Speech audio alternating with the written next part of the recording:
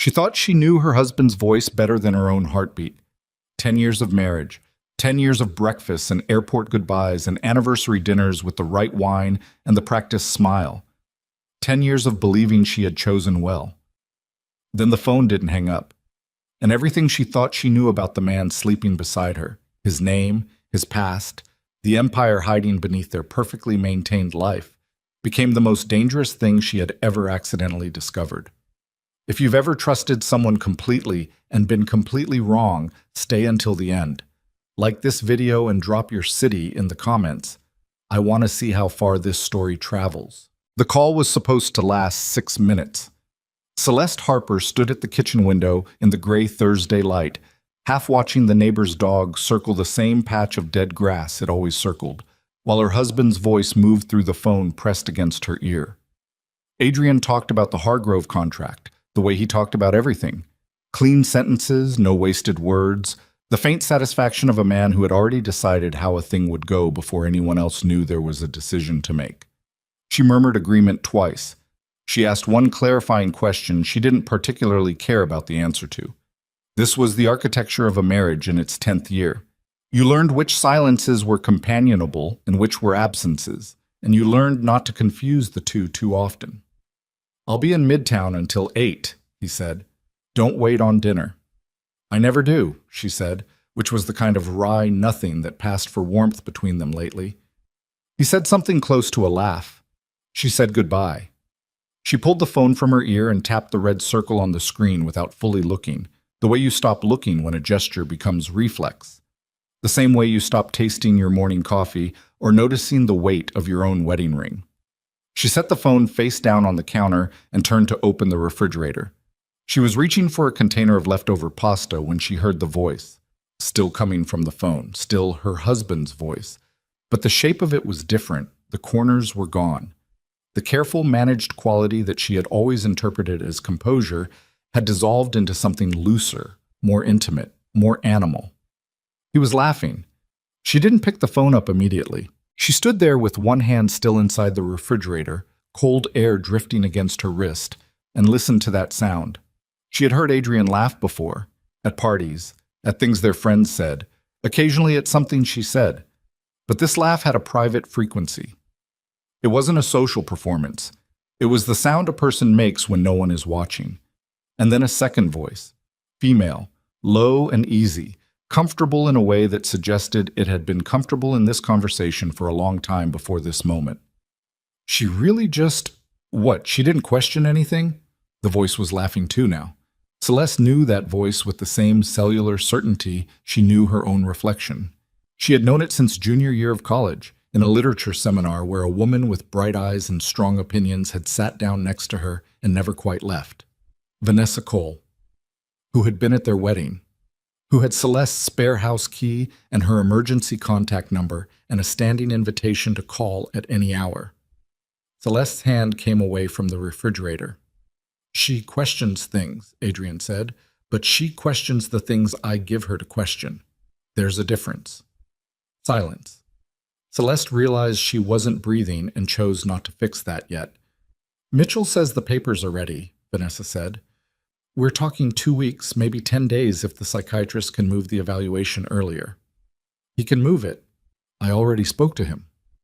"And she won't be able to contest it? I keep coming back to that. If she gets to someone before..." "She won't get to anyone." Adrian's voice was patient in the way a much larger animal might be patient.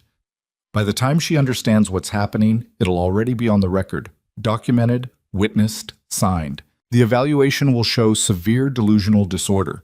The witnesses will corroborate behavioral patterns going back years. The petition files, the judge signs the emergency order, and Celeste Harper is no longer a legally competent adult." The refrigerator was still open. A faint mechanical hum filled the kitchen. Celeste stared at the opposite wall without seeing it. "And the assets transfer automatically once competency is revoked," Vanessa said. This wasn't a question.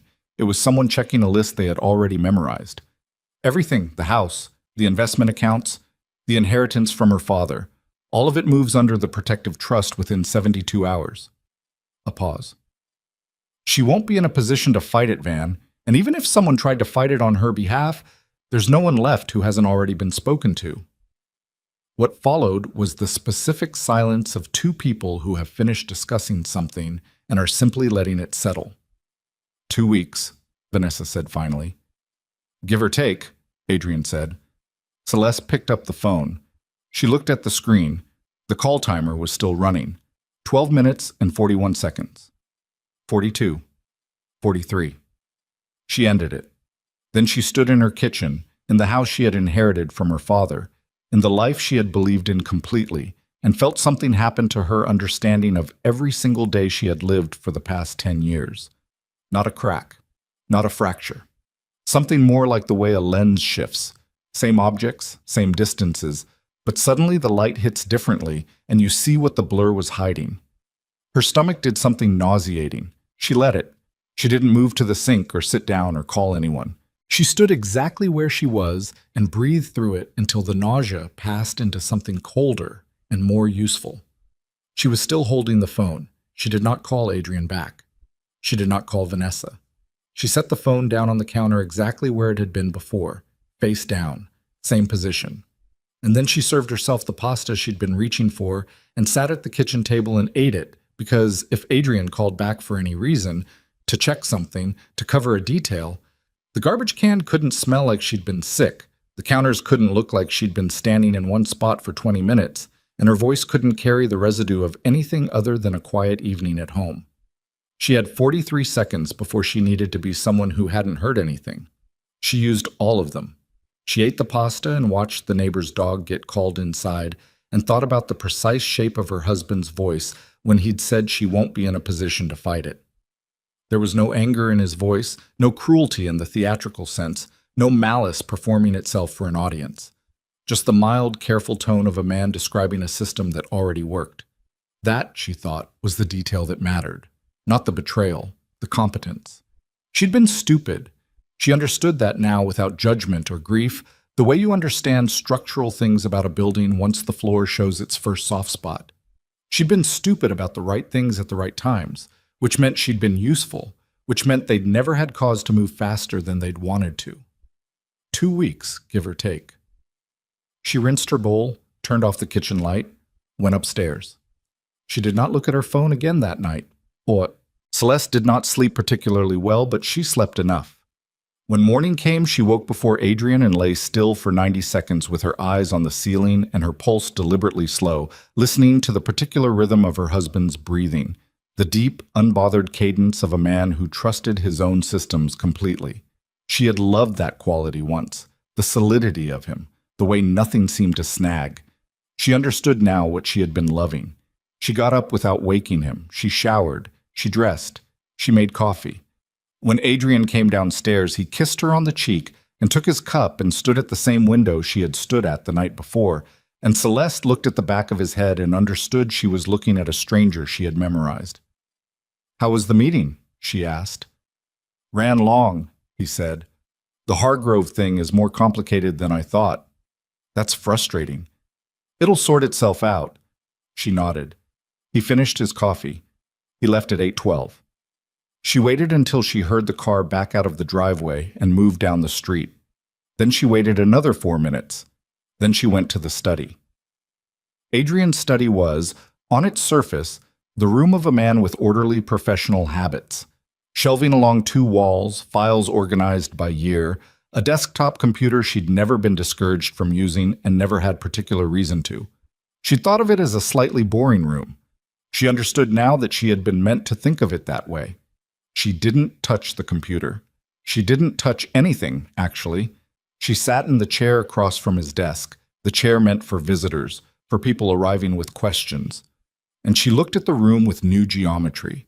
What she was looking for wasn't here, but the room told her something anyway. The order of it, the absence of any paper that wasn't where it should be, the deliberate blankness of the visible surfaces. This was not the office of a man who worked. This was a room designed to suggest a man who worked. There was a difference, and once you started looking for it, the difference was everywhere. She left the study exactly as she found it. She spent the next 3 hours doing things that would look, to anyone checking, like an ordinary Thursday. She called her sister about a birthday dinner. She answered 2 emails from the foundation's board. She drove to the dry cleaners. She stopped at the pharmacy. She came home and put everything away and sat at the kitchen table and thought in a straight, cold line about what she actually knew. She knew the divorce was engineered. She knew Vanessa was involved. She knew there was an attorney named Mitchell and a psychiatrist who could be moved on short notice. She knew the words protective trust and competency revoked in 72 hours.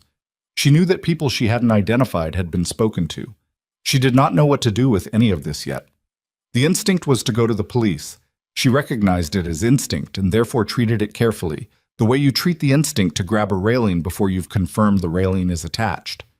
Adrian had said, with the casual confidence of a man describing weather, that there was no one left who hadn't already been spoken to. She had no way of knowing how wide that perimeter was. If she walked into a police station and the wrong person was on the other side of the desk, she had given up the only advantage she had. She was still unknown. She was still someone who hadn't heard anything. The moment she moved wrong, she became a problem to be accelerated. She needed information before she needed anything else. She started that evening. Not dramatically, nothing that could be detected. She began with the thing available to every person in a household. The ordinary access of someone who lives somewhere. She knew the Wi-Fi password. She knew which credit card was used for which kind of expense. She had over the years handled the household mail without thinking twice about it. And she handled it now, but she read everything before she set it in its place. What she found in the first week wasn't explosive. It was architectural. Statements for accounts she hadn't known existed. A vendor name that appeared on 3 separate invoices and resolved when she searched it late at night on her personal laptop with the screen angled away from any window, to a shell company incorporated in Delaware with a registered agent who existed only as an address. A cell phone bill for a number that wasn't her husband's primary phone and wasn't any number she recognized.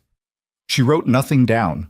She photographed everything with her personal phone and transferred the images to a cloud account she opened under a name that wasn't hers, using a prepaid data card she'd bought with cash at a gas station 3 towns over during the hours she'd told Adrian she was at a yoga class. She had never been particularly technical. She had never needed to be. What she was doing now was not sophisticated. It was just careful. And careful was something she had turned out to have a gift for once the need became clear enough. By the end of the second week, she had enough to understand the shape of what she was standing inside. Enough to know it was much larger than a divorce. Adrian's primary business, the security consulting firm that had given them their house, their lifestyle, the entry point into every social circle that had surrounded Celeste for the past decade, employed 31 people. She'd known that. What she hadn't known, because she hadn't had any reason to look, was that 17 of those people had employment histories that dissolved before a certain date. No prior employers that responded to inquiries. Social security numbers that traced back to applications filed within the last 15 years. Professional licenses issued by boards that, when she called the main numbers during business hours, rang through to voicemail and were never returned. The company looked like a company the way the study looked like a study. She found the name Vanessa had mentioned, Mitchell, attached to a law firm with a modest website and 3 visible attorneys, none of whom appeared in any bar association directory she could find. The psychiatrist who had been mentioned so casually, the one who could be moved on short notice, had a practice address that mapped to a building that also housed 2 other medical offices and a freight logistics company. She couldn't find disciplinary records. She couldn't find published research. She could find a professional website that had last been updated 14 months ago. She sat with all of this for 2 days before she let herself follow it further. Then she ran Adrian's name. Not as a search query. She'd done that years ago when they were dating the way you did. You looked someone up, you found their LinkedIn and a few professional mentions and maybe an old news item, and it confirmed that they existed in the ordinary ways. What she did now was different. She used a public records aggregator, the kind journalists used, and she ran every variation of his name against property records, court filings, voter registrations, and professional licenses going back to the oldest available data. Adrian James Cross appeared in the public record exactly 15 years ago.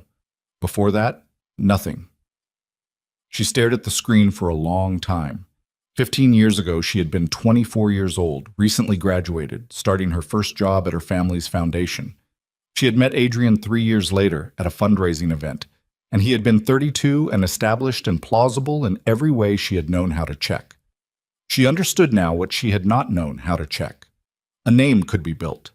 A history could be constructed, plausible enough to survive the ordinary scrutiny of an ordinary relationship. You needed documents and a patient architect, and enough time between the construction and the introduction to let the new identity develop texture. 15 years was more than enough time. She closed the laptop. She went to the window. Outside, the neighborhood was finishing its evening. A couple walking a dog, headlights moving past at the end of the street, a porch light flickering on across the way. Everything looked exactly like the life she had believed she was living. She pressed her palm flat against the cold glass and stood there until the couple with the dog turned the corner and disappeared. Then she went back to the laptop and searched a second name. Not Adrian's real name because she didn't know it yet. She searched the edges of what she'd found. Former military contractors. Shell companies registered in Delaware and Nevada and one in Wyoming. The specific configuration of a private security firm that existed primarily on paper. The year the company had been incorporated. 13 years ago, 2 years after Adrian Cross first appeared in the public record. She searched for federal cases involving private security companies incorporated in that window, involving personnel with military backgrounds, involving structured asset transfers through layered corporate entities. The fourth result was a law review article from 8 years ago, discussing the collapse of an organized crime organization that had, uniquely, structured itself to look like a legitimate private sector enterprise. The article was academic and careful with its language. It used the phrase sophisticated obfuscation techniques and the phrase leadership successfully evaded prosecution, and once, the name Dante Valeri. She read the article twice. Then she read it a third time, slowly, stopping at the single paragraph that described how, following a federal task force operation that had dismantled the organization's financial infrastructure, the leadership figure, identified in prosecution documents only as Valeri, had disappeared, not fled the country, not been captured, disappeared. The task force, the article noted with careful academic neutrality, had concluded that the individual in question had assumed a new identity and was most likely living under complete cover, but had been unable to establish a confirmed location or alias. Celeste sat back in her chair. The house was quiet. From somewhere upstairs, the particular creak of a floorboard she had always known to mean Adrian was crossing from the bathroom back to the bedroom. She listened to it and felt the sound enter her chest differently than it ever had before. She had been the cover. Not incidentally, not as a side benefit. The marriage itself, the house, the name, the social position, the access to the foundation and the connections it carried, had been the architecture of a disappearance. She had walked into a fundraising event at 27 years old and been selected. Her family name, her reputation, the way people moved around her with a certain comfortable trust. All of it useful, all of it deliberately acquired. The love she had believed in for 10 years had been operational. She sat in the kitchen of her father's house and let that register without theatrics. She didn't cry. She didn't shake. What happened was quieter and more fundamental. Something inside her that had been oriented toward the marriage. Some internal compass needle that had spent a decade pointing at Adrian Cross simply went still. What replaced it wasn't grief. It was clarity. She had 2 weeks, give or take, and she had something Adrian did not know she had. She knew what she was dealing with. She closed every browser tab, cleared the history, powered down the laptop, and put it back in the closet behind the box of winter scarves where she kept it now. She stood in the dark hallway for a moment, listening to the sleeping house. Then she went upstairs, and she got into bed beside the man she'd been married to for 10 years. And she lay in the dark with her eyes open and her pulse even, and she thought very carefully about what came next. Because she knew now that she couldn't go to the police. She knew she couldn't go to her lawyer, who had been spoken to. She knew she couldn't go to Vanessa, who was the other side of the trap. But she also knew that you could not build a system like this intricate, this long-running, this carefully constructed, without somewhere leaving a seam. And she knew that somewhere, in the space between what Dante Valeri had escaped and what Adrian Cross had been built to conceal, there was someone who had spent years looking for exactly the seam she had just found. She needed to find that person before the 2 weeks ran out. She closed her eyes. She did not sleep for a long time. And then she did, which was the most frightening part, that the body kept insisting on its ordinary needs, right up until the moment everything changed. She found Noah Mercer on a Tuesday, not through a search engine, not through any public record. She found him the way you find something you're not supposed to find, through the negative space of what was missing. The Law Review article had mentioned the federal task force by its designation and had named, in a footnote, the lead analyst responsible for building the financial intelligence case against Valeri's organization. The footnote gave a name and an institutional affiliation that no longer existed, a division that had been restructured and absorbed into a larger agency 7 years ago. She searched the name directly. There was almost nothing. A conference paper from 12 years back, a single quote in a trade publication about financial crime patterns. Then silence. The specific silence of someone who had either died or decided to become hard to find. She decided he had decided. It took her 4 days to locate a current address. She did it through property tax records. Public, boring, the kind of document nobody thinks to scrub because nobody thinks anyone is looking. Cross-referenced against a vehicle registration in the same county, attached to a name 1 degree removed from the one in the footnote. A brother. The brother owned a property in a small township in western Pennsylvania. The property tax record listed a second structure on the lot, a converted outbuilding, separate utility meter. She drove there on a Friday. During the window, she told Adrian she was visiting a college friend in Pittsburgh. The property was 40 minutes past the city, up a 2-lane road that wound between bare November hills. She found the mailbox, pulled onto the gravel track, and sat in the car for a moment looking at a stone farmhouse, and behind it, a smaller building with its own entrance and a satellite dish mounted on the roof. She got out of the car. She knocked on the door of the smaller building.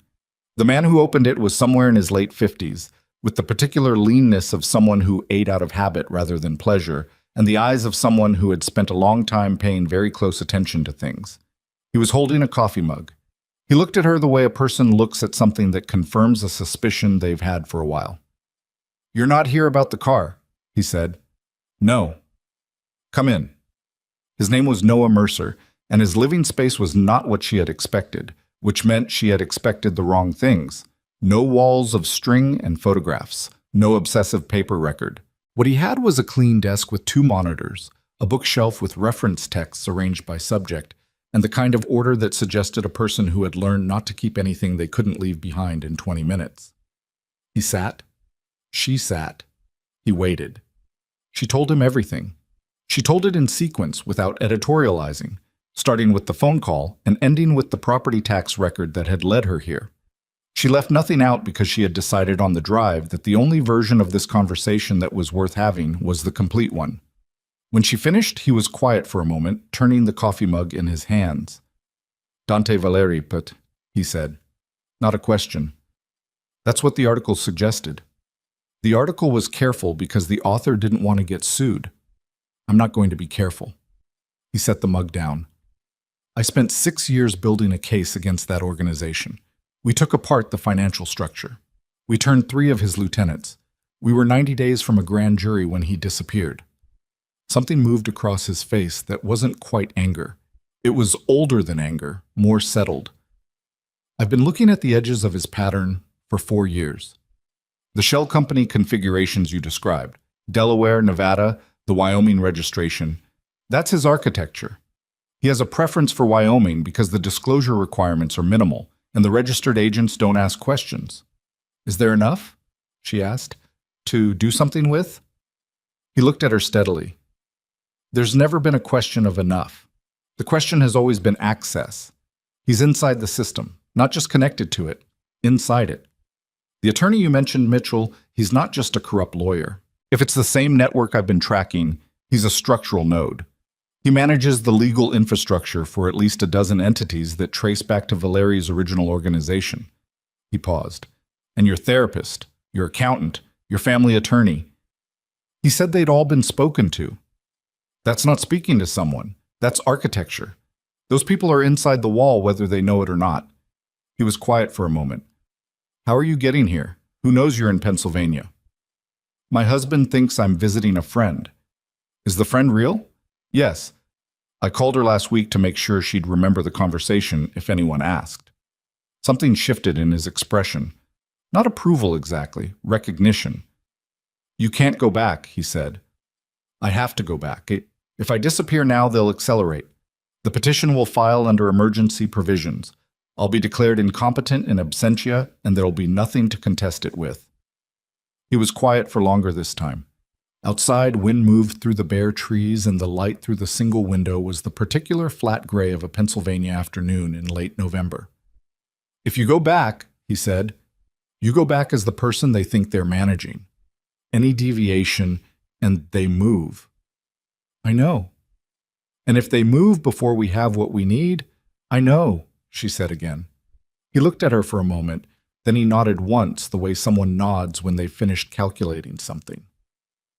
Tell me everything you've photographed, he said. She told him. It took 2 hours. He asked questions that were specific and technical, and she answered each one as precisely as she could, and when she didn't know something, she said so without apologizing for it, and he accepted that without filling the silence with reassurance. When they were done, he walked her to her car and stood in the gravel with his hands in his jacket pockets. Don't contact me from your phone, he said. Don't contact me from your home network. There's a public library in Carver Falls, 40 minutes from your house. They have terminals. Use a guest login. Email address is in here. He handed her a folded piece of paper. Check it every 48 hours. What are we doing? She asked, not uncertain. She needed the words. We're building something they can't dismantle, he said, and we need to do it before the 10 days are up. She drove back to Pittsburgh. She had dinner with her college friend who talked about her new job and her complicated relationship and a trip she was planning, and Celeste listened and asked the right questions and was present in all the ways that would be remembered if anyone ever needed her friend to account for the evening. She drove home Saturday morning. She walked in the front door. She kissed her husband hello. She spent the rest of the weekend being the woman he thought he was managing. It was the most exhausting thing she had ever done. The trouble began on Monday, not with Adrian, with Vanessa. Vanessa called at 10 in the morning, the way she called every few weeks, and Celeste answered on the third ring, which was how she always answered, not immediately, not after too long. She listened to her own voice produce the sounds of a normal friendship conversation and felt the distance between what she was saying and what she was thinking as a physical sensation, like speaking with something pressed against her chest. They made plans for lunch on Wednesday. Celeste suggested the restaurant. Italian place downtown, good natural light, tables far enough apart for actual conversation. She chose it because it had 2 exits. She didn't know yet that she would need that information. Wednesday came. Celeste arrived first and chose the seat facing the door and sat with a glass of water and watched Vanessa walk in at 12:07, 3 minutes late, which was exactly as late as Vanessa always was, and there was something horrible about the normalcy of it. The familiar walk, the familiar coat, the way Vanessa spotted her and smiled with the specific warmth of a woman who had known you for 15 years. Celeste smiled back. They ordered. They talked. Vanessa asked about the foundation, about a board member Celeste had mentioned having trouble with, about whether Adrian was still working too many hours. Celeste answered each question with the information she would have given 6 months ago. She watched Vanessa's face the whole time. Vanessa was good. She was very good. There was no tell, no brief avoidance, no moment where the mask slipped into something thinner. This was not a woman performing friendship badly. This was a woman who had been performing it for so long that the performance had developed its own kind of sincerity, the way a habit stops being chosen and becomes simply the shape of a life. Halfway through the meal, Vanessa's phone buzzed on the table. She glanced at it and something moved through her expression. Fast, controlled, gone in under a second. She turned the phone face down. Work thing, she said. Take it if you need to. It can wait. It buzzed again 12 minutes later, and again 4 minutes after that. You should answer it, Celeste said. Really? I'll look at my own phone, pretend I'm busy. Vanessa's smile had a slight tightness now. I'll call them back after. Celeste looked down at her own phone. She already had an email from the library account. She had checked it at 7 that morning. Noah had written 2 words. They know. She had spent 3 hours this morning not knowing what that meant. She thought she was beginning to understand. Something in the network had moved. Adrian had noticed a breach, or suspected one, or had been given a reason to accelerate. And Vanessa was sitting across from her getting messages she wasn't answering because she was sitting across from Celeste and couldn't let on that anything had changed. The check came. They split it the way they always split it. They stood outside on the sidewalk in the cold, and Vanessa hugged her, and the hug was long and held a fraction of a second past the natural endpoint. And Celeste stood inside it and breathed normally, and didn't let herself think about what the extra second meant. "Let's do this again soon," Vanessa said. "Absolutely," Celeste said. She watched Vanessa turn the corner. Then she walked to her car, sat in it without starting it, and let herself shake for exactly 90 seconds. When the 90 seconds were up, she started the car and drove to Carver Falls. Noah was already at the library when she arrived. He'd driven from Pennsylvania, which meant he had left early that morning, which meant the message hadn't been a warning. It had been a summons. They sat at a table in the back with 2 open laptops between them, arranged to look like people doing ordinary work, and he spoke in a low, even voice without looking at her directly. 3 days ago, someone accessed the shell company registrations, he said, not searching for them publicly, accessing the back end of the registered agent database, which means someone inside Adrian's network is running a counter trace. They're not looking for an external threat. He paused. They're looking for a leak from inside. Celeste's stomach tightened. They think someone inside the organization is. They don't know what they think yet, but the search parameters were specific enough that they're not ruling out domestic exposure.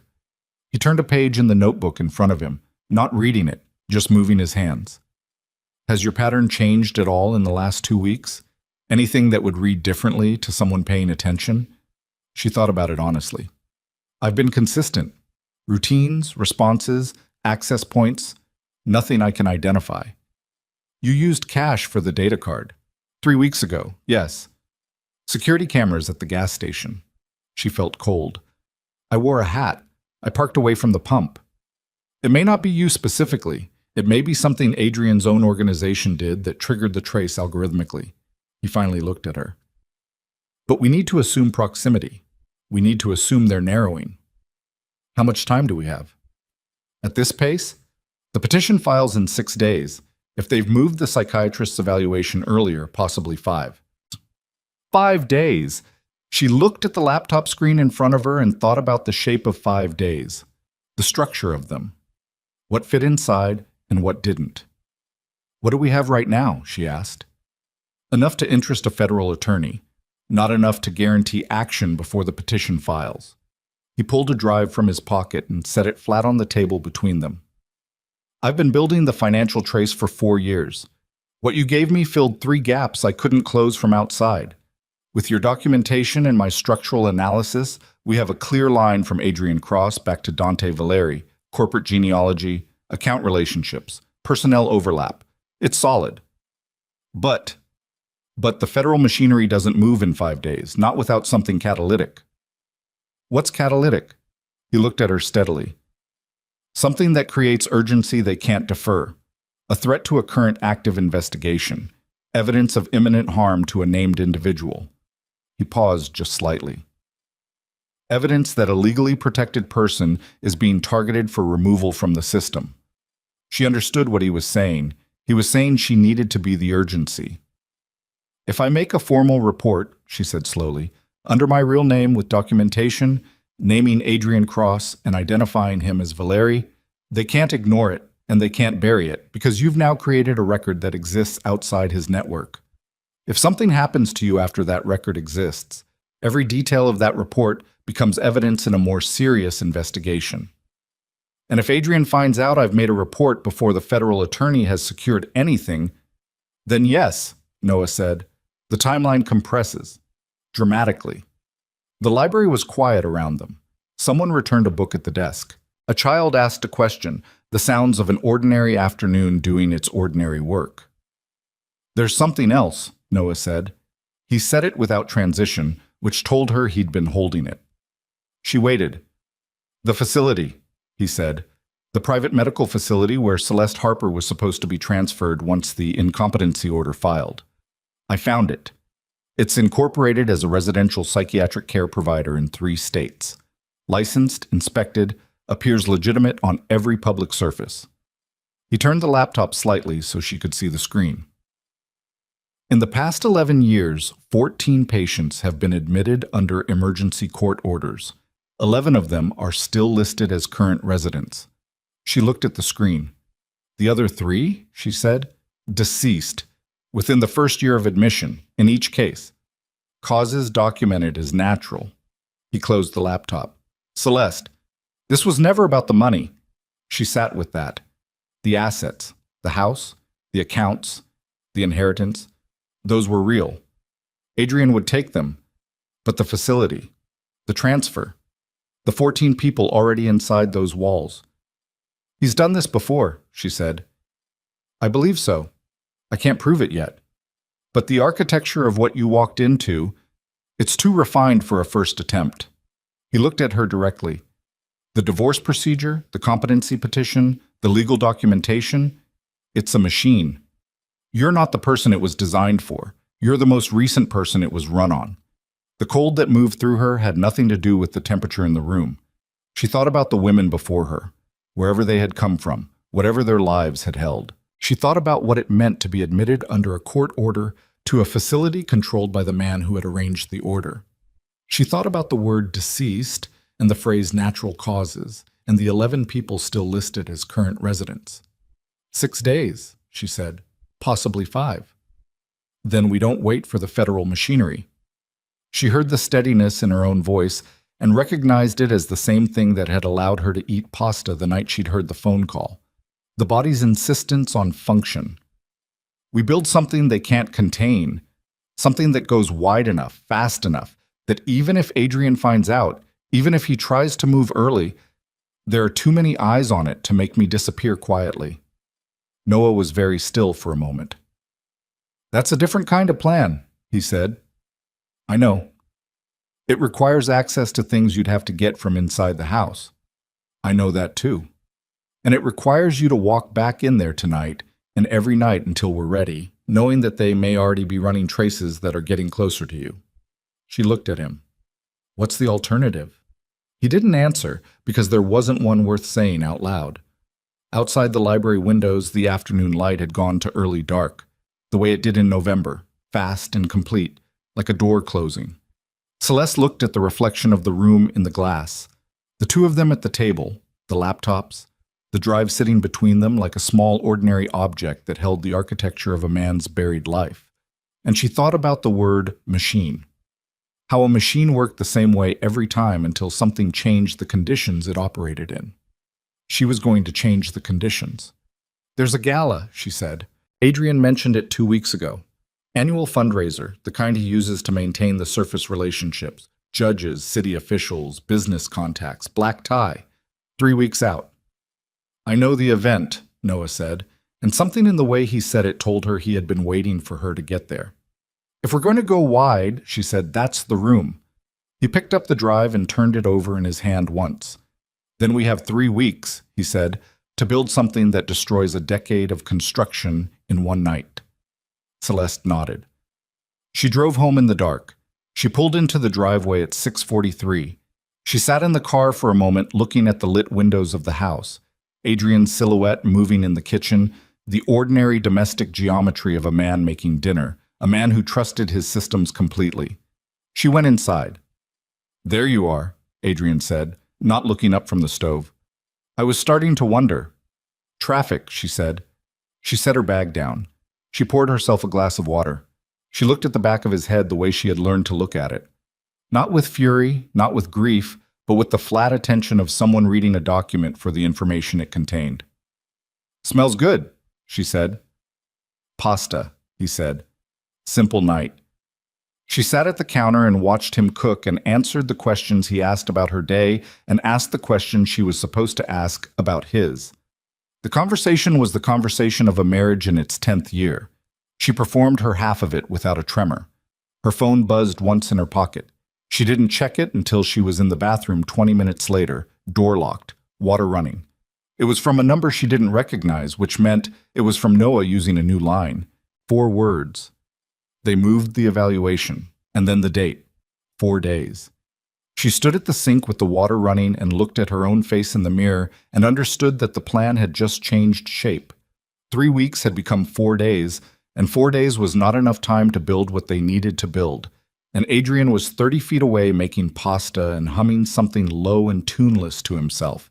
And the machine was moving faster than she had calculated. And there was no version of the next 4 days that did not require her to do something she had not yet done. She was going to have to go further inside before she could get out. She turned off the water. She unlocked the door. She walked back to the kitchen with her face arranged the way it needed to be arranged, and she sat down at the table her father had bought, in the house her father had left her, across from the man who had built his disappearance inside her life, and she picked up her fork. 4 days. She said it to herself once, in the dark of the bedroom at 2 a.m, with Adrian's breathing steady beside her and the words sitting in her chest like a stone dropped into still water. 4 days. She felt the ripples move outward and touch everything she had built with Noah over the past 3 weeks, and understood with a clarity that was almost physical that most of it no longer applied. The gala was 3 weeks away.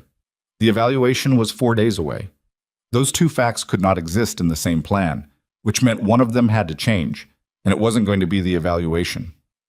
She got up at 2:30.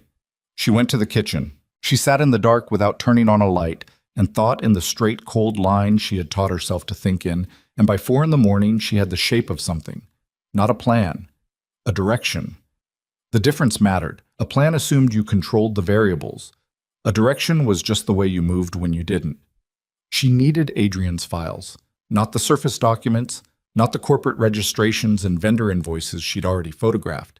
She needed the operational layer, the communications, the personnel records, the financial instructions that moved money through the shell structure, the things that existed on the second laptop, the one he kept in the false bottom drawer of the study desk that she was not supposed to know about. She knew about it because 8 months ago she had watched him open it from the hallway, reflected in the dark glass of the window across from the study door. He hadn't known she was there. She'd filed the information the way she was learning to file everything. Not for immediate use, just stored, just kept, in case the day came when it mattered. The day had come. The drawer required a key he kept on his person. The laptop required a password she didn't have. She had 4 days to get both. At 6, she went back to bed.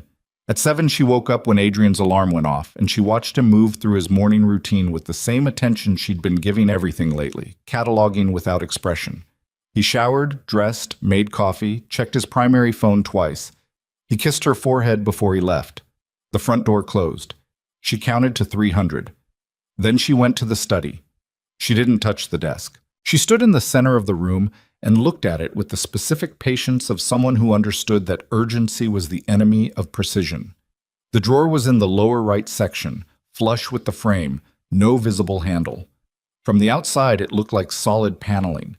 You'd only know it existed if you watched someone open it, or if you ran your hand along the seam and felt the slight give. She ran her hand along the seam. She felt the give. She needed the key. But she called Noah from the library terminal at 9:15. Not by email.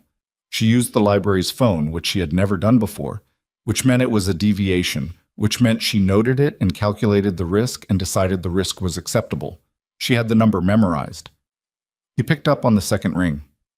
"They moved it," she said. "I know, I sent you 4 days. I need the operational files from inside the house. There's a secondary laptop in a locked drawer. I need a way into it without the physical key." A pause. "What kind of lock?" "Small, single cylinder. Looks custom. Can you get me a photograph of the drawer and the surrounding frame?" "Tonight. There's a locksmith in my network, retired federal. He can work from a photograph if the resolution is good enough." Another pause. "Celeste, if Adrian notices anything disturbed, he won't." "You can't know that." "No," she said. "But I know that if I do nothing, we have 4 days before a psychiatrist I've never met signs a document that ends everything. So the calculation is already made." He was quiet for a moment. She heard him breathe. "Tonight," he said. "Get me the photograph tonight." She went home. She made the photograph at 11:15 that night while Adrian was on a call in the kitchen, audio carrying faintly down the hallway. His careful, managed voice, the one she'd been listening to for 10 years. She used her phone on macro setting, braced against the desk frame for stability, and took 6 shots from different angles. She transferred them to the cloud account at midnight. She left Noah a message with 2 words: sent, tonight. She went to bed. She did not sleep. The locksmith's assessment came back in 14 hours. Noah relayed it through the library email at 2 in the afternoon the next day. The lock was a specific model, older, the kind used in custom furniture from a manufacturer that had stopped operating 9 years ago. The key was almost certainly a barrel-style 4-pin configuration. There were 3 possible key blanks that would work as a base. A competent locksmith could cut a working key from the photograph within 2 hours if the blank was available. The blank was available. Noah drove it down himself. He left it in the hollow of a specific tree at the edge of Millbrook Park, which she had identified in their last meeting as a dead drop point. She retrieved it at 4:15 during her regular evening walk. The same walk she took 3 times a week at the same time. The same route, the same duration. The key was in a small cloth bag secured with a rubber band. She put it in her jacket pocket without stopping and kept walking. She used it that night. Adrian went to bed at 11. She waited until midnight.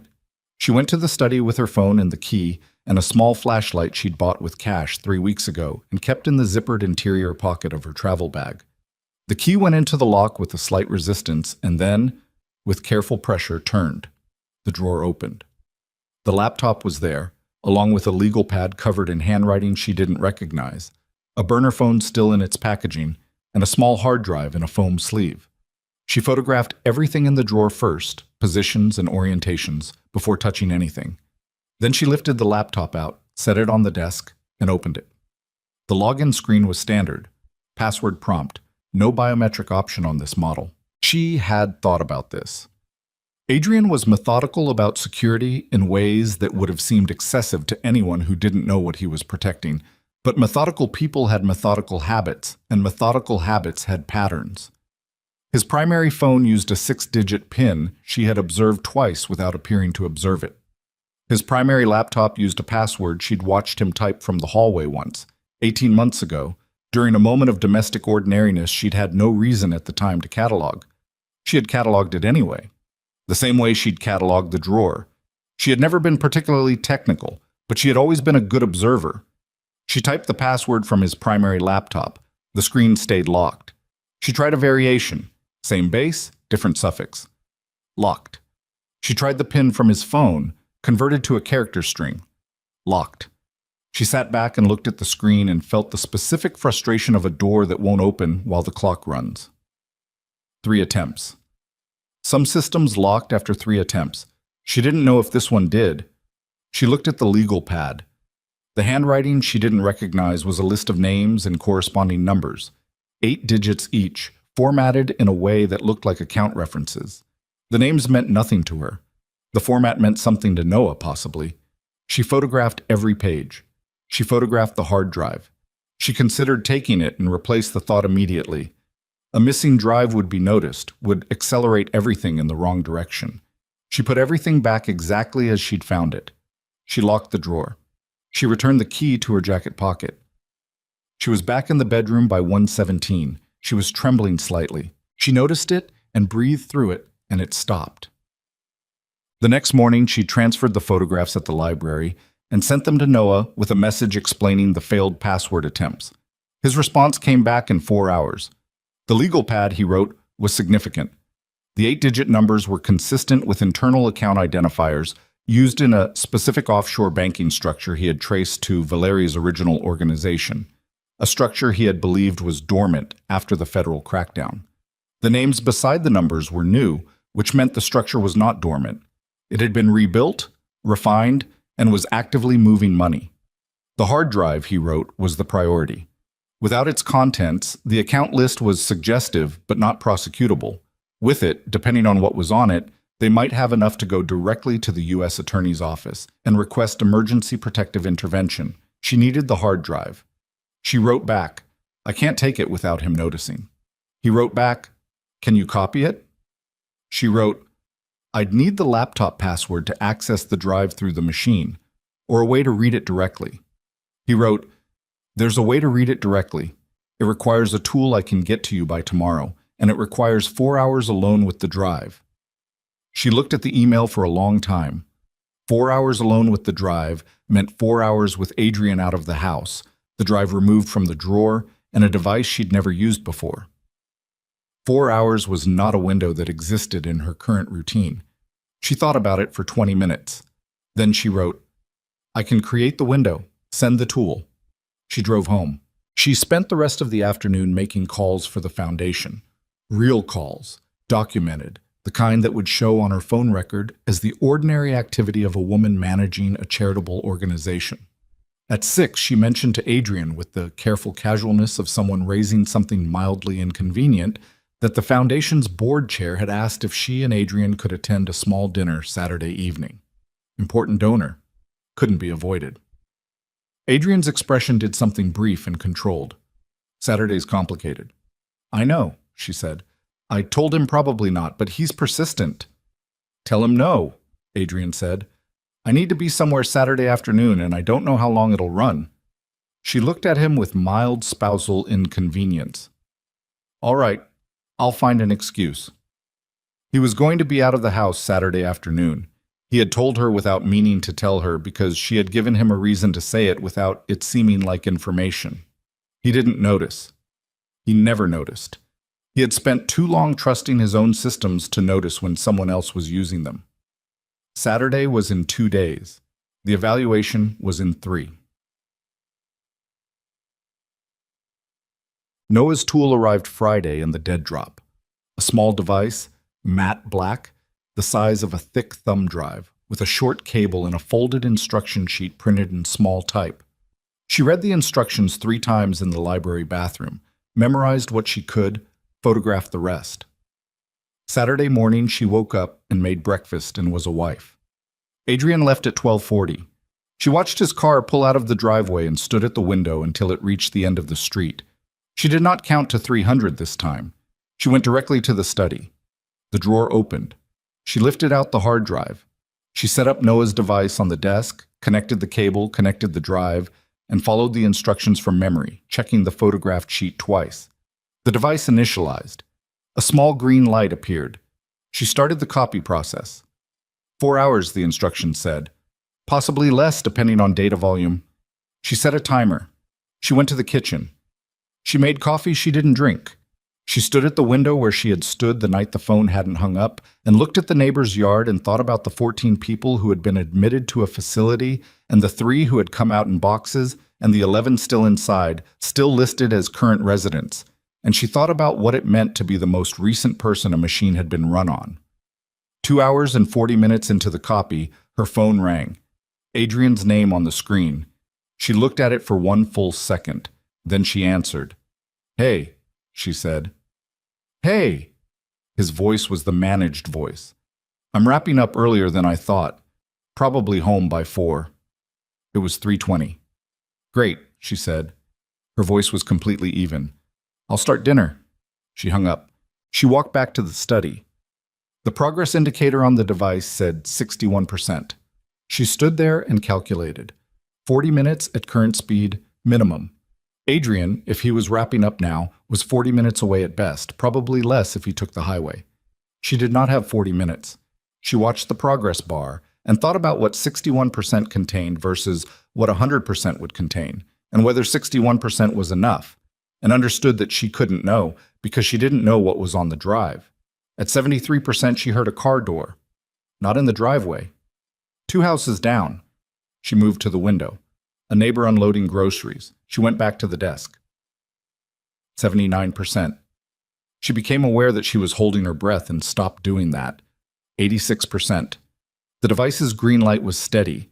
The drive was warm under her fingertips where she was holding it still against the desk. 92%. Her phone screen lit up with a text from Adrian. On highway. Home by 3:50. 92%. 93. The indicator moved in increments she couldn't predict, jumping 2 points, then holding, then moving 1. 96. 98. Complete.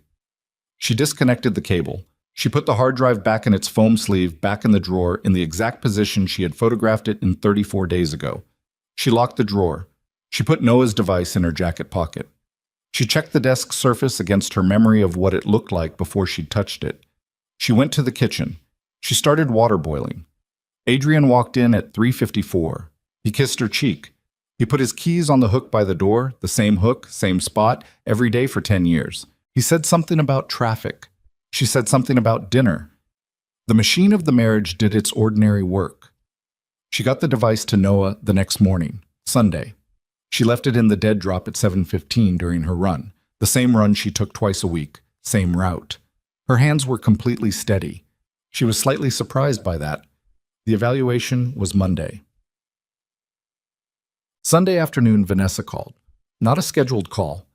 Vanessa calling on a Sunday afternoon without warning was not impossible. She had done it before over the years, particularly when something was unsettled in her life. Celeste answered without thinking, which was the point of unscheduled calls, she understood now. They were foreseeing what someone did when they hadn't had time to prepare. "Can we meet?" Vanessa said. "I know it's last minute. There's a thing I need to talk through. Everything okay?" "Yeah, it's a work thing, kind of stressful. I just need to talk to someone." Celeste looked at the window. The light outside was the specific gray of a November afternoon, unwilling to commit to either cloud or clarity. She thought about the word prepare. She thought about the evaluation tomorrow. She thought about what it would mean if she said no and what it would mean if she said yes. "Come over," she said. "I'll make tea." Vanessa arrived 35 minutes later. She was wearing the dark green coat she'd had for 3 years, and her hair was slightly wind-disturbed, and she looked from the outside like a woman who had driven across the city to talk to her closest friend about a problem. She looked the way she had always looked. She came inside the way she had always come inside, with the ease of someone who knew a house well enough not to look at things anymore. Celeste made tea. She brought it to the living room. They sat in the chairs they always sat in, across the low table, the arrangement of 15 years of afternoons. Vanessa wrapped both hands around her mug. She looked at the table for a moment. "I've been thinking about you," she said. "Me specifically?" "Just where you are. How you're doing." She looked up. "You seem different lately. Quieter." "Tired," Celeste said. "Foundation stuff. Board politics."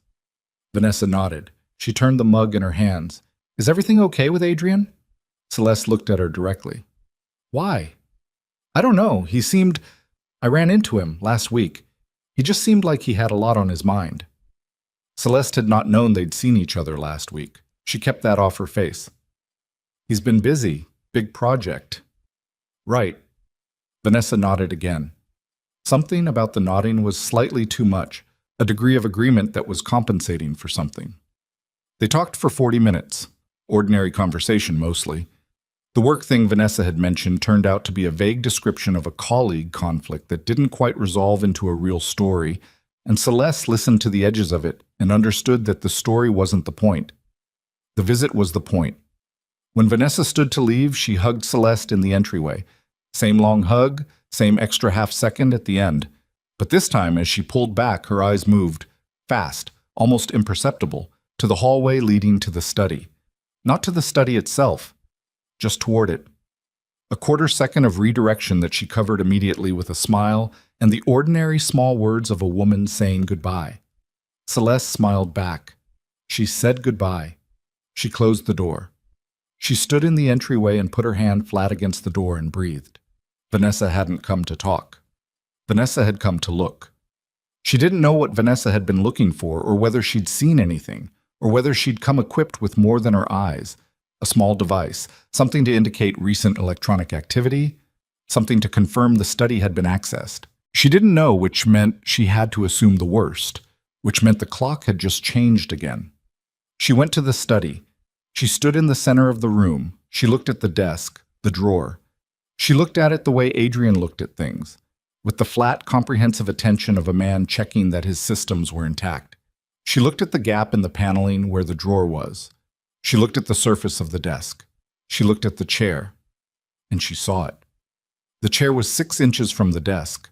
She always pushed chairs back to the desk when she left a room. It was a habit so ingrained she didn't notice it anymore. She had pushed the chair back after photographing the drawer 3 weeks ago. She had pushed it back Friday when she'd reviewed the study before the copy operation. She had pushed it back Saturday when she'd finished. The chair was 6 inches from the desk. She stood in the room and felt the specific vertigo of a realization that restructures everything around it. She hadn't left the chair out. She had not left this room with the chair 6 inches from the desk. Someone had been in the study. Not today. Not while Vanessa was here. Celeste had been in the living room the entire time. She would have heard footsteps, and Vanessa had left from the entryway. Before. Someone had been in the study before today, and they hadn't put the chair back because they didn't know to put the chair back, because that habit was hers, and not the kind of thing that showed up in any surveillance of her movements. Adrian had been in the study. Adrian was always in the study. This was his study. But the chair was in the wrong position. She went to the drawer. She took the key from her jacket. She'd kept it on her. She'd been keeping it on her since she'd had it cut. And she opened the drawer. The hard drive was in its foam sleeve. It was in the correct position, the position she'd photographed and replaced it in exactly. But the foam sleeve was rotated 40 degrees clockwise from where she'd left it. She knew where she'd left it because she'd spent 30 seconds aligning it before she'd closed the drawer. Adrian had opened this drawer. He had looked at the drive. He had put it back. He hadn't said anything.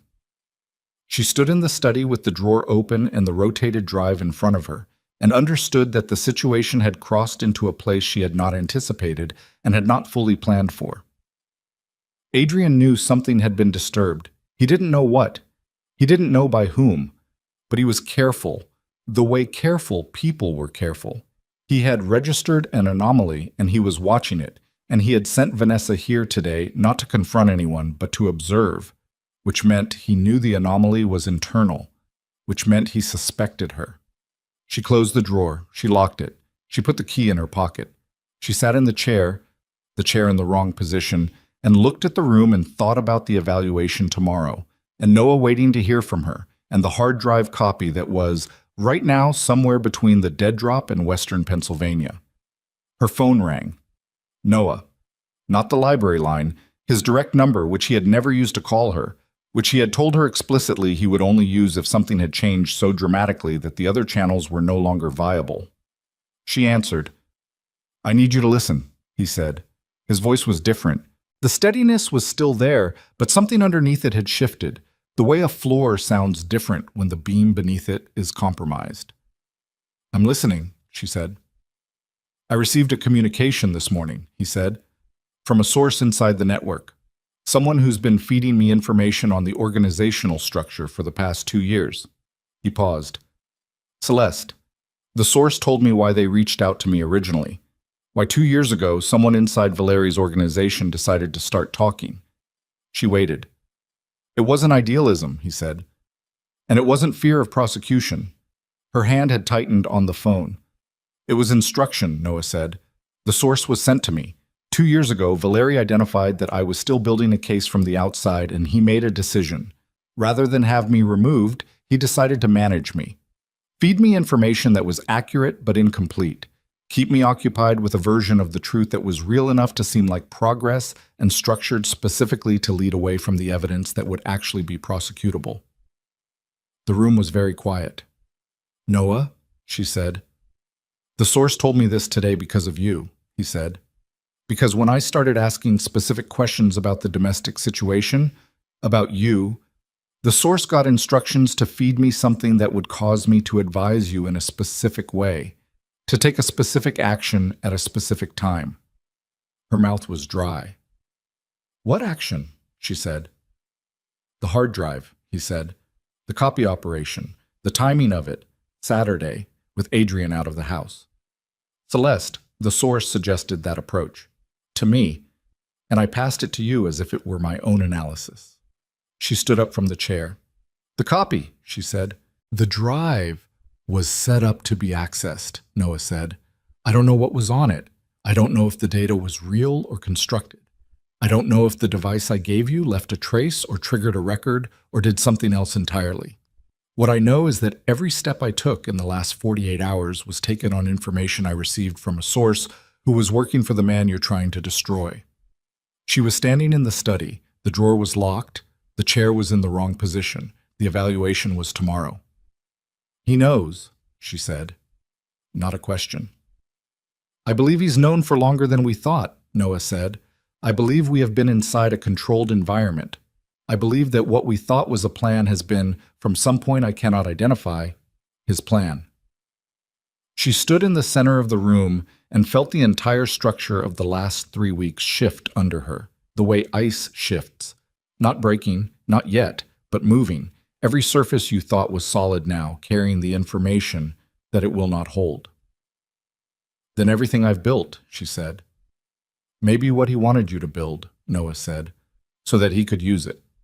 She was completely still. The house was quiet around her. Somewhere in the kitchen, the refrigerator cycled on with its mechanical hum, the most ordinary sound in the world. The evaluation, she said, is tomorrow, he said. And if Adrian has been managing this from the beginning, then walking into that evaluation isn't a danger you hadn't accounted for. It's exactly what he needs me to do, she said. Outside in the driveway, she heard the sound of a car engine. Adrian was home. She had 4 seconds. That was the distance between the sound of the car door and the sound of Adrian's key in the front lock, and she used all 4 of them. She ended the call. She crossed the study to the door. She moved down the hallway toward the kitchen, not running, not fast enough to produce sound, just moving with the steady, unhurried pace of a woman who had been in the kitchen all afternoon and had come to the hallway for no particular reason. She was at the kitchen counter when the front door opened. Adrian came in the way he always came in, keys on the hook, jacket over the chair. A brief scan of the space that she had spent years interpreting as the relaxed surveillance of a man re-entering his home and now understood as exactly what it was: surveillance. "How was Vanessa?" he said. "Good," she said. "She needed to vent, work stuff." He went to the refrigerator. He opened it, looked at the contents, closed it. "She okay?" "She will be." He nodded. He went to the sink and ran water over his hands and dried them on the kitchen towel.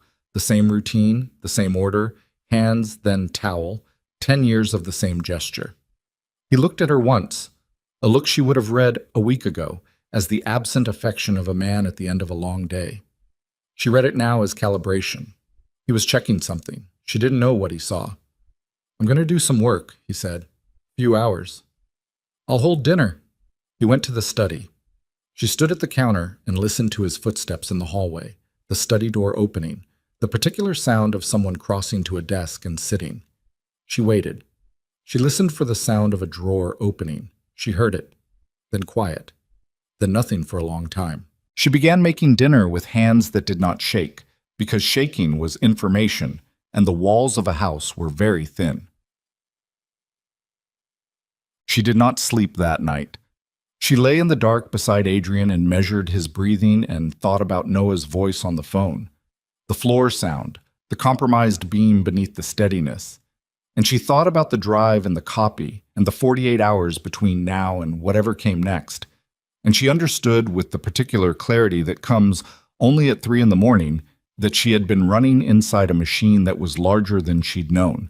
And the machine had been patient in the way that Adrian was patient.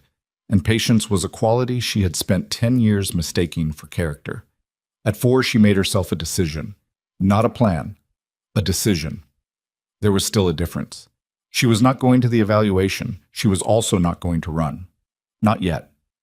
Running without the evidence was abandoning every person still inside that facility, and she was not going to do that either. She had thought about those 11 residents every day for 2 weeks, and they had become something she carried in a way that made her choices feel less like choices and more like physics. She had something Adrian didn't know about. Not the drive. Not Noah. Something older and simpler. She had been watching him for 3 weeks with the attention of someone who understood that a system's greatest vulnerability is the thing it trusts completely. And the thing Adrian trusted completely was the image he had built. The surface of Adrian Cross, devoted husband, respected businessman, community figure. He had maintained it with a precision that bordered on compulsion because the image was the empire's foundation. Without it, Dante Valeri had nowhere to stand. She had 3 weeks of documentation, not of his crimes, of his habits. Every deviation from the public image, every small inconsistency between the Adrian Cross the world saw and the thing underneath. Every name, every number, every location that existed in the surface record and the shadow record simultaneously. She had built a map of the seam between the 2 versions of her husband, and the map was detailed and accurate and existed in a cloud account that wasn't hers and couldn't be traced to her. What she needed was a room big enough to display it. The gala was in 19 days. She had 1 day before the evaluation. She lay in the dark and worked the math. She found the second source at 7 in the morning. Not through Noah, not through any channels she'd been using. She found it through the one thing she hadn't tried because it had seemed too simple: the Foundation's donor database. The Foundation had been her father's work for 20 years before it became hers, and its donor list contained 340 names, and she knew most of them the way you know people you've worked alongside for years. Not deeply, but textured, enough to know who they were when nothing was at stake. She went through the list on her Foundation laptop, the work machine, the one with nothing sensitive on it, and she looked for a specific intersection. People who had worked in federal law enforcement or financial regulation and had moved into private life in the last 10 years. People who were no longer inside the system but had been inside it long enough to know its architecture. She found 4 names. 3 she eliminated for various reasons: old age, distance, a connection to a political figure whose name had appeared in Adrian's network. The 4th was a woman named Harriet Voss, retired from the Treasury Department's Financial Crimes Enforcement Network after 22 years. Currently on the Foundation's board as a donor representative. Celeste had sat across from her at 3 separate board dinners and remembered her as a compact, precise woman who asked questions that got to the center of things without appearing to try. She called her at 7:15. Harriet picked up on the 3rd ring. "Celeste, I need an hour," Celeste said. "Today, in person. I need you to understand before I ask that this is not a Foundation matter, and that it carries some risk, and that if you want to say no, that's the correct answer for most people." A pause, 3 seconds. "My house," Harriet said. 9 o'clock.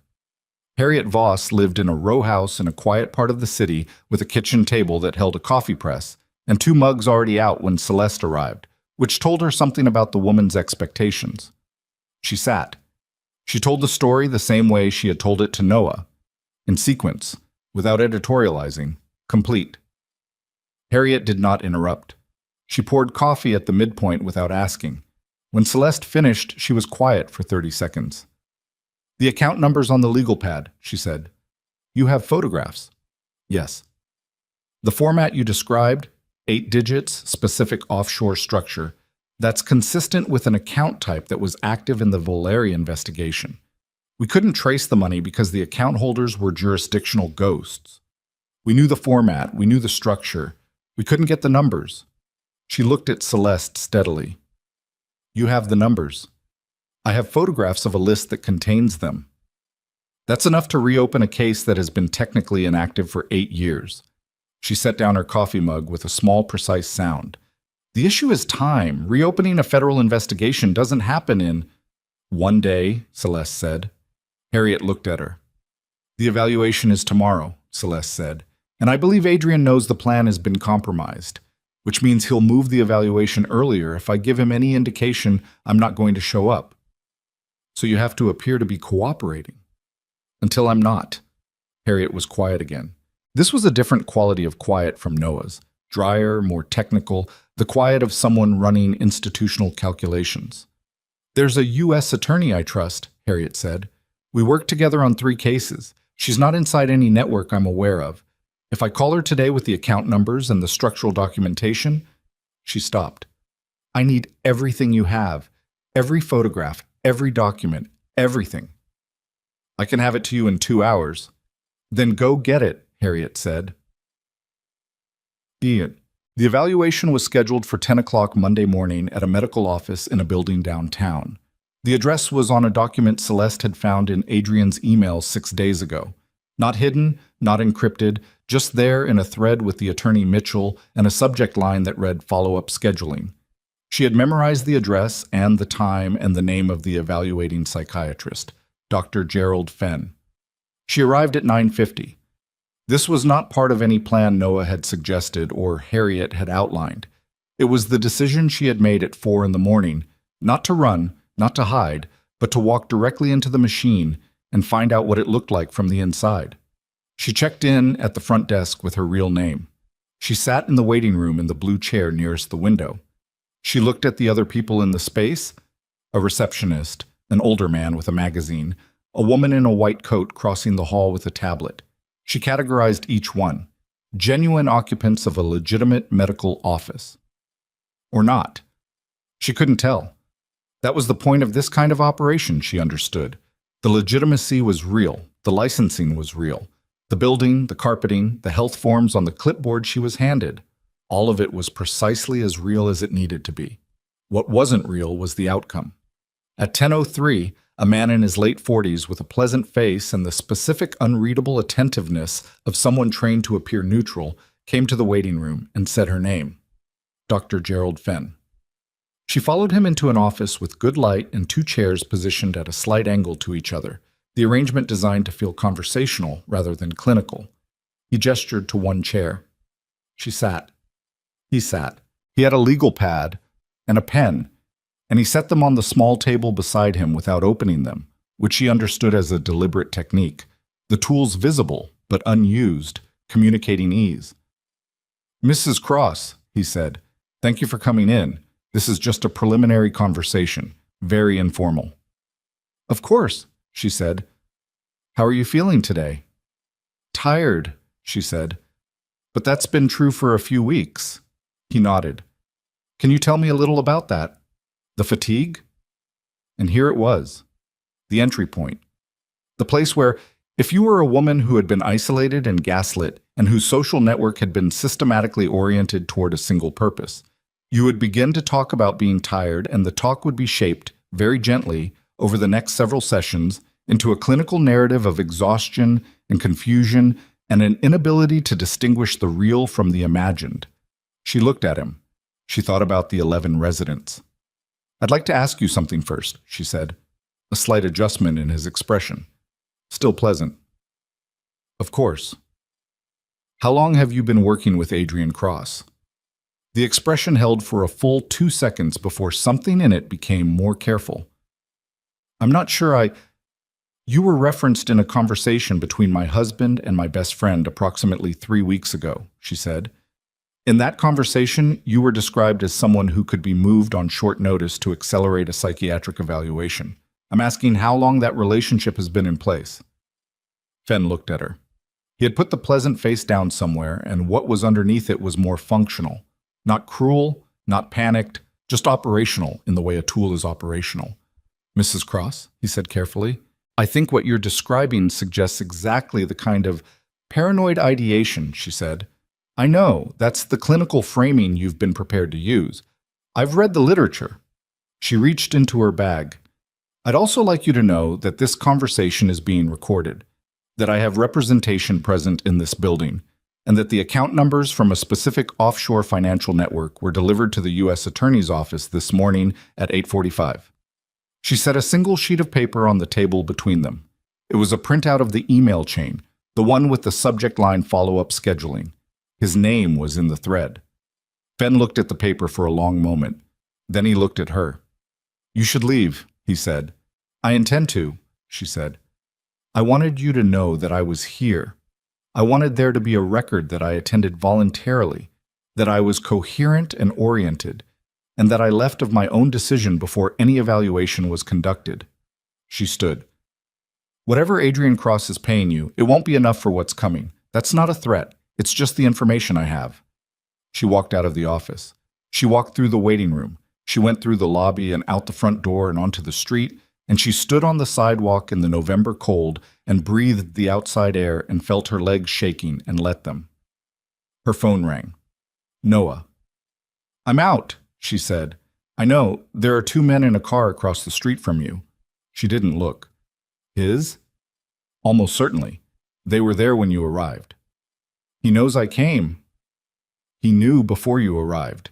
The appointment was a trigger point. Your presence there confirmed you hadn't run." A pause. "Celeste, he's moving the gala." Ooh, she stopped breathing for a moment.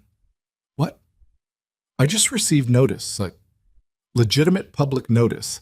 It went out to the entire invite list an hour ago. The gala has been moved. New date, new venue." A pause. "It's this Friday." 3 days. He knows, she said. He knows we were planning something at the gala. He's accelerating.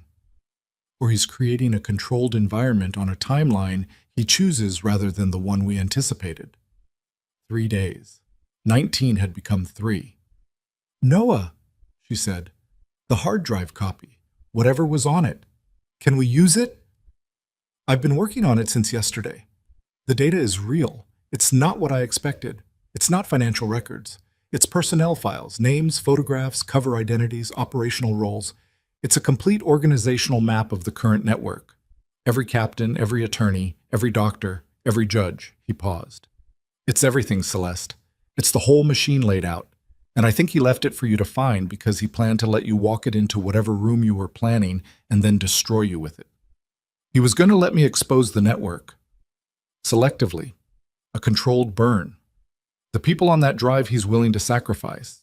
The ones he's already moving away from. The ones who've outlived their use. While he steps back and watches a woman with a documented psychiatric evaluation try to present evidence she stole from her husband's private files. His voice was very even. It would have destroyed you and cleaned house for him at the same time. She stood on the sidewalk. The men in the car across the street were still there. She could feel them without looking. The people on that drive, she said. The ones he's willing to burn. Yes. They don't know they're on it. Noah was quiet for a beat. No. They think they're protected. Then they're not his allies right now. They're his exposure. She started walking, not toward the parking garage, down the block, away from the men in the car, into the pedestrian flow of a Monday morning in November. If they find out they're on that drive, if they find out he built a list of them as sacrificial material, what happens to his network? Noah was quiet for 4 full seconds. It fractures, he said, immediately and completely. These are people whose entire operating principle is self-preservation. The moment they understand Dante Valeri has been curating their destruction, they stop being his organization and start being his liability. So we don't use the drive against him, she said. We use it against his own people. We show them what he built. At the gala, Noah said slowly, in a room full of people who think they're protected. 3 days, she said. 3 days, he agreed. She turned a corner and found a coffee shop and went inside and sat at the back table farthest from the windows and ordered something she wouldn't drink and opened her phone and called Harriet Voss. The gala moved, she said when Harriet answered. Friday. I need to know what the U.S. Attorney's Office needs to have in place before then. Harriet's voice was the voice of a woman who had spent 22 years in federal financial intelligence and had long ago stopped being surprised by timelines. Tell me what you have. She told her about the drive, the personnel files, the organizational map. Harriet was quiet for a moment. If that material is authenticated and the U.S. attorney can obtain a parallel version through legitimate means, can she? The account numbers I gave her this morning gave her enough to compel a document request from 2 of the registered agents by end of business today. If the numbers are real, and I believe they are, she'll have the legal basis for a broader investigative warrant by Wednesday. A pause. Friday is tight. Everything has been tight, Celeste said. Yes, Harriet said. It has. Another pause. What's your plan for Friday, specifically? I need access to the venue's audiovisual system, Celeste said, and I need to be in that room when the material goes live. He'll have people inside. I know. If it goes wrong, I know that too. A long pause, then Harriet said something Celeste hadn't expected. My husband installed AV systems for 30 years before he retired. He knows every venue in this city. A beat. I'll make a call. Oh, she spent the next 2 days moving through her life with the precision of someone diffusing something. She went home Monday evening and made dinner and sat across from Adrian and talked about the evaluation, told him it had gone fine, that Dr. Fenn seemed thorough, that she'd been tired afterward and had walked around downtown for an hour to clear her head. She watched him receive this information and calibrate it against whatever he already knew. He was very still for a moment in a way that was almost imperceptible. Good, he said. I think it'll be helpful to have an objective perspective. I think so too, she said. She met Noah in Carver Falls on Tuesday night, both of them at the library terminal, speaking in low voices over the table. He had spent 48 hours authenticating the drive data and mapping which names appeared in both the drive and the existing federal investigative record. The overlap was significant. 12 individuals who appeared in federal files as persons of interest and appeared on the drive as confirmed organizational members. The federal attorney had, through the document request compelled by the account numbers, independently obtained records that confirmed 3 of the same names by Wednesday morning. Independent verification. Parallel construction. The material was no longer just Celeste's stolen photographs of a list in a drawer. It was corroborated by federal subpoena. The U.S. attorney's name was Sandra Okafor. She had worked 3 major financial crime prosecutions and had not, in 20 years of practice, been successfully compromised. Harriet had vouched for her with the specificity of someone who had worked alongside her and watched her refuse things that would have been easier to accept. Okafor agreed to be in position Friday night, not inside the gala. The event was private, invite only, and a federal attorney walking through the door would compress the timeline in the wrong direction. Outside, with a team, with warrants already prepared pending the authentication of the material that would be presented inside the room. Harriet's husband had been inside the venue on Wednesday under the pretense of assessing a system malfunction. He was 71 years old and moved like someone's grandfather, and had spent 40 minutes in the AV booth making adjustments no one questioned. Thursday night, Celeste lay beside Adrian in the dark, for what she understood was the last time she would do this. She had thought it would feel larger. The last night inside a 10-year lie, beside the architecture of everything that had been taken from her. She had thought there would be grief or fury or some terminal emotional event. What she felt was tired. Not the tired of exhaustion, the tired of something that has run its full length and is simply finished. She lay there and breathed and listened to the house and thought about her father's table in the kitchen and the foundation and the drive that was now in Sandra Okafor's possession as a forensic copy. And she thought about the 11 people still inside the facility, and she let herself feel the weight of all of it without flinching. Adrian's breathing was steady. She hoped it was the last time she had to listen to it. Friday came the way days come when you've been waiting for them, ordinarily, with weak morning light and the mechanical sounds of a house doing its ordinary work. She dressed carefully. She wore what she would have worn to this event as the woman Adrian Cross had married. Not armor, not costume, but the correct surface for the room. Dark green dress, her mother's earrings, shoes she could walk fast in. She came downstairs. Adrian was at the counter in his tuxedo, his tie not yet finished, his primary phone in his hand. He looked up when she entered, and something moved across his face that she had seen before and always misread. She didn't misread it now. It was assessment. She had been, from the moment he met her, an asset to be assessed. "You look beautiful," he said. "Thank you," she said. They rode to the gala in the same car. 22 minutes. She watched the city move past the window and thought about nothing in particular, which was itself a kind of extraordinary achievement. The Caldwell Center was a converted industrial building in the Arts District. High ceilings, exposed steel, enormous walls that served as projection surfaces for the kind of event that liked to display itself on a large scale. 312 people had confirmed attendance. Politicians, judges, developers, figures from finance and law, and the structures that connected those worlds to each other. And among them, distributed through the crowd the way a dye distributes through water, the people whose names were on the drive. They entered at 8:15. Adrian worked the room with the fluid ease of a man completely at home in his own constructed world, and Celeste moved beside him and shook hands and said the right things, and looked at the faces of the people around her and thought about which of them knew what they were. At 8:47, she excused herself to find the restroom. She did not go to the restroom. She went to the corridor behind the main hall, where a door marked staff led to the service passage, where a man she had never met but whose description Harriet had given her was standing with a coffee cup and a lanyard that said technical crew. He was in his late 40s, had the hands of someone who had done physical work for a long time, and he looked at her with the flat assessment of someone who had been briefed. "Everything's ready," he said. "How long do you need?"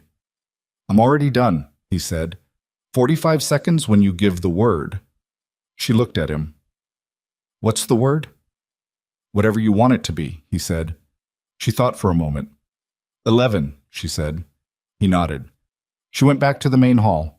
She found Adrian in conversation with a city councilman and a woman in a red dress whom Celeste recognized from the drive's photographs as the attorney who managed the real estate entities in the shell structure's second tier. She stood beside her husband and smiled at the councilman, and when Adrian glanced at her, she looked back at him with the expression she had practiced for 10 years. The warm, present, uncomplicated face of a woman who trusted her husband completely. He looked away.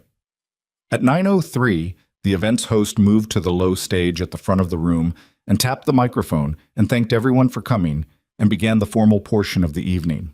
The lights dimmed slightly. The enormous screens on either side of the stage came to life with the event's branded graphics. The organization's logo, a slide welcoming donors, the choreographed opening of a fundraising gala. Celeste took her phone from her evening bag. She sent one text to a number that would forward to the technical booth. One word. 11. For 4 seconds, nothing happened, and in those 4 seconds she became aware of her own heartbeat in a way she hadn't been aware of it since the night she'd stood in the kitchen with the refrigerator open and heard the voice she recognized coming from a phone that hadn't hung up. Then the screens changed, not gradually, not with a transition. One moment, the branded graphics. The next, a face. The first photograph was a man in his mid-50s, a local judge. Beside his face, his name as it appeared on the drive. Beside that, his name as it appeared in federal investigative documents. A third column, the decision records from 3 specific cases where the ruling had coincided with a financial transfer to an account bearing one of the 8-digit numbers from the legal pad. The room made a sound that wasn't a sound yet. The collective inhalation before a response has formed. The screen moved to the next photograph, and the next, and the next. Adrian turned. She was looking at him when he turned, and she watched the moment he understood. It wasn't dramatic. There was no rage, no theatrical moment of exposure.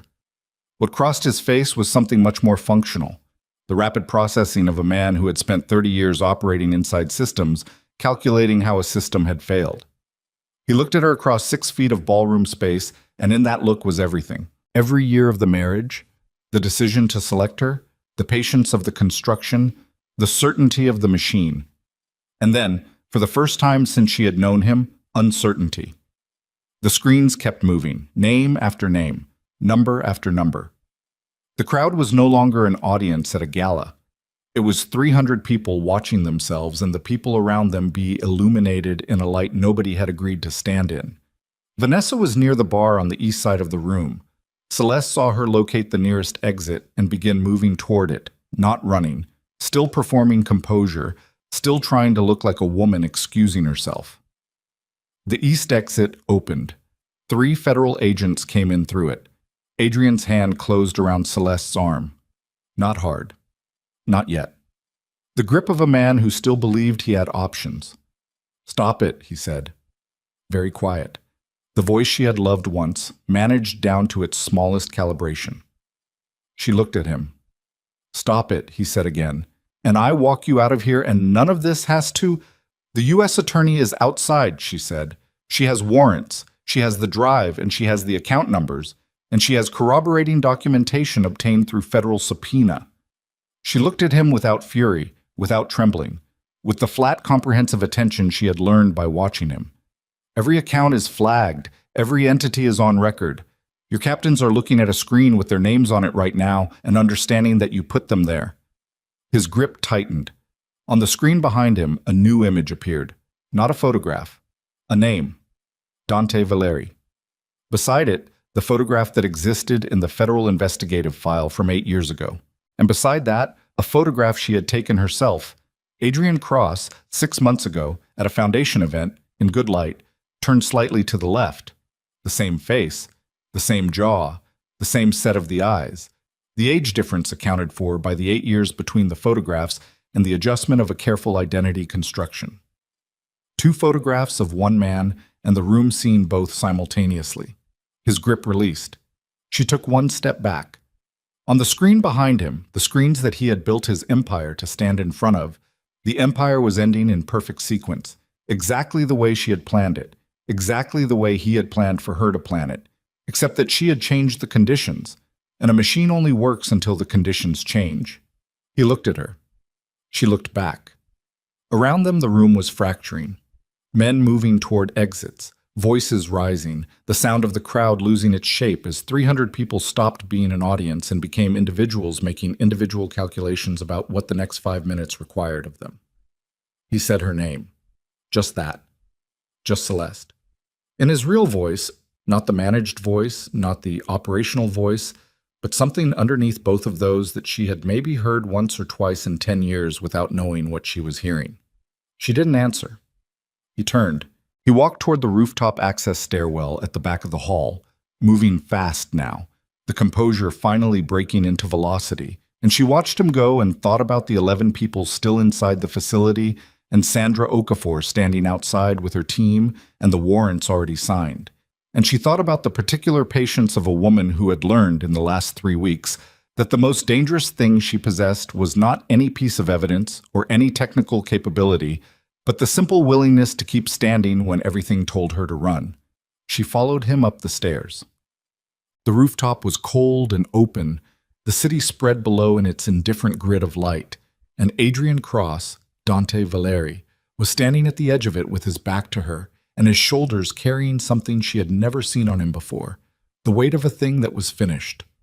She stopped 10 feet behind him. He didn't turn around. "You could have just left," he said. "So could you," she said. 8 years ago.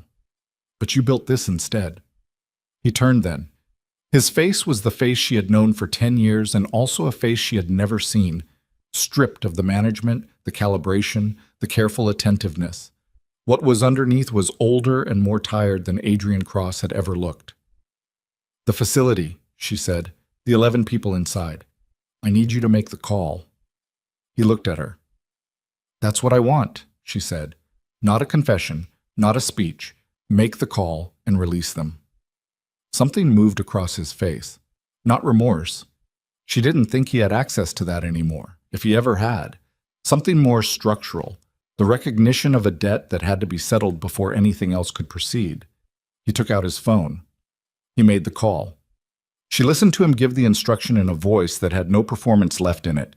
And when he ended it, she held out her hand and he gave her the phone, and she texted the number to Harriet. Behind her, she heard the rooftop door open.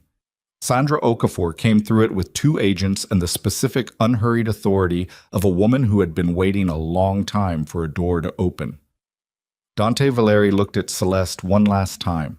She didn't give him anything to take with him. Best. The months that followed were institutional and slow and thoroughly undramatic, which was exactly as it should be. Vanessa received her sentence in March. Conspiracy, fraud, witness tampering, the judge's voice reading the counts into the record while Vanessa sat very still and looked at the middle distance. The attorney Mitchell lost his license and faced federal charges. Dr. Gerald Fenn cooperated with investigators and received a reduced sentence that still involved a number of years he would spend reconsidering his professional ethics. The 11 residents of the facility were released by the end of the first week, transferred to legitimate care or reunited with families who had been told they were beyond reaching. Celeste sold the house in the spring, not because she couldn't stand to be in it, but because it had never been hers in the way a home needed to be yours. She found something smaller, a place she chose with no history attached to it, with windows that let in the particular morning light she discovered she preferred. She kept running the foundation. She added a program she designed herself, resources and legal support for people navigating coercive control situations, the specific kind that hid inside legitimate structures and were hardest to name from the inside. She hired 2 attorneys and a financial investigator, and a woman who had once been a resident of a facility very much like the one Dante Valeri had operated. On a Tuesday in October, she closed the front door of her new house behind her and stood on the step in the cool morning air and took a long breath that had nothing in it she needed to manage. She walked forward. She did not look back.